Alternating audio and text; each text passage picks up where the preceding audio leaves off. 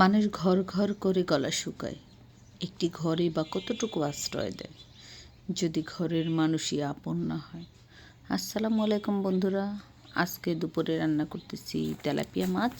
এই যে তেলাপিয়া মাছটাকে আমি ভালো করে পরিষ্কার করে হলুদ, লবণ এবং মরিচ দিয়ে ভালো করে মেখে ভেজে নিচ্ছি।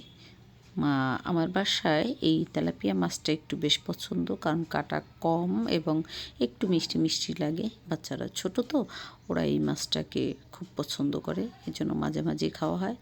যাই হোক, এটা আমি রান্না করব মিষ্টি কুমড়া দিয়ে। মিষ্টি কুমড়া দিয়ে কে কে এই তেলাপিয়া মাছ রান্না করে খাও, আমাকে অবশ্যই কমেন্ট করে জানাবে। আমার বাসায় কিন্তু অনেক পছন্দের, এই জন্য আমি মাঝে মাঝেই রান্না করি এটা।